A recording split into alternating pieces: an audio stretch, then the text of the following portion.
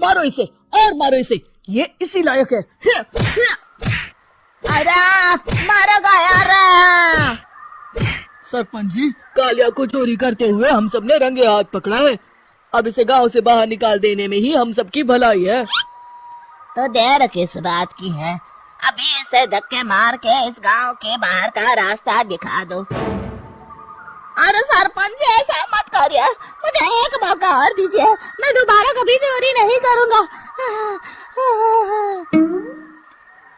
लेकिन गांव वाले उसकी एक नहीं सुनते और उसे मार मार के गांव की सीमा के बाहर निकाल देते हैं। मेरे कमर दर्द के मारे मेरी जान निकली जा रही है। कमबख्तों ने जम के धुलाई की है मेरी। अरे भगवान करे इनके गांव में भूचाल आ जाए, धरती फट जाए और सब गांव वाले उसमें समा जाए। चलते चलते कालिया जंगल में पहुंच जाता है। उसे वहां एक प्रयोगशाला दिखाई देती है। अरे इस जंगल में ये अजीब सा दिखने वाला घर किसने बनाया है, चल कर देखना पड़ेगा।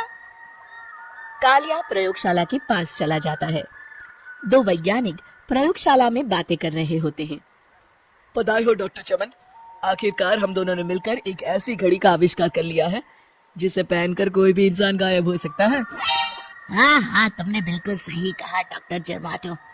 अब कल सुबह ही हम इस जंगल से निकल जाएंगे, लेकिन उससे पहले आज रात के खाने का बंदोबस्त करते हैं। हाँ हाँ, मुझे तो बड़ी जोरों से भूख लगी है, चलो चलते हैं।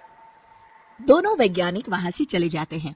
उनकी जाते ही कालिया प्रयोगशाला में दाखिल होता है। अच्छा तो ये बात है।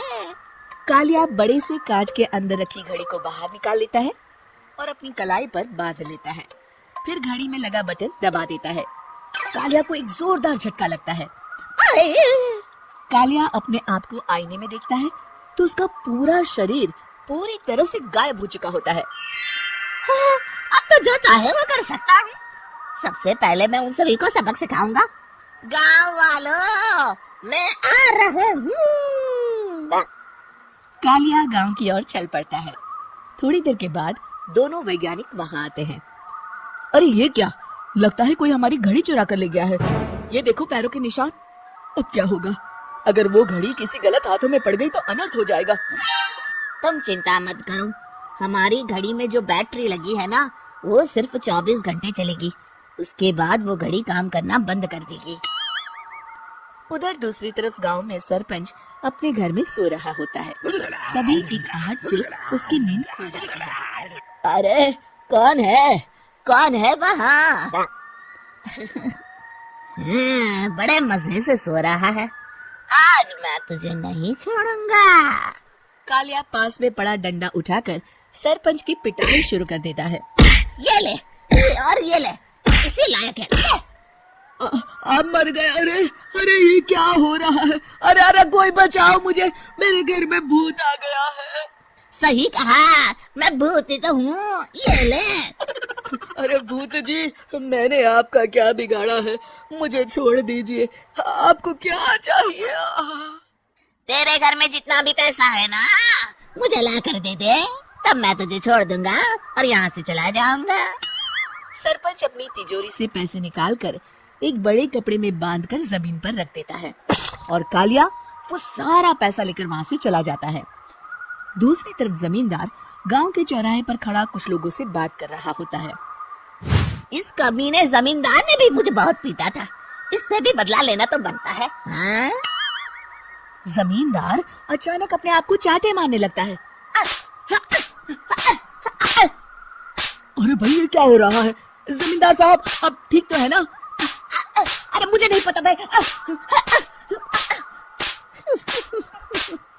अरे मर गए रे, ये तो पक्का किसी भूत प्रेत का काम है।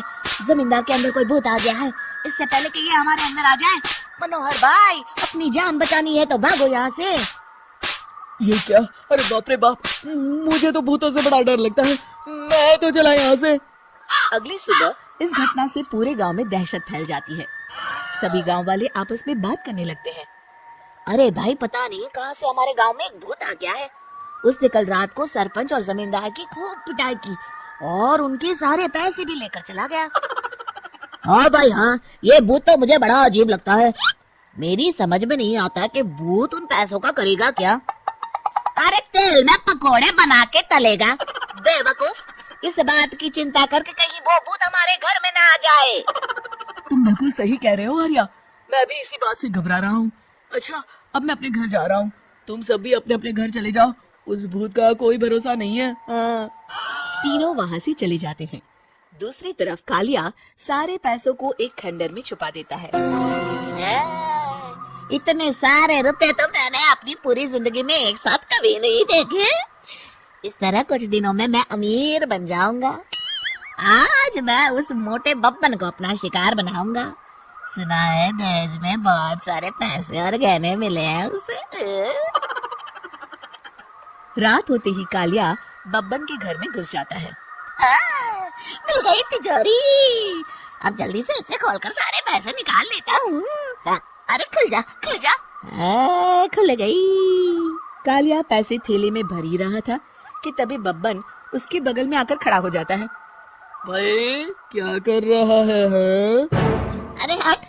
अरे तेरी इतनी हिम्मत, मैं तेरे सामने खड़ा हूँ और तू फिर भी मेरी तिजोरी से पैसे चुरा रहा है। अरे मैं तो गायब हूँ, तू मुझे कैसे देख रहा है?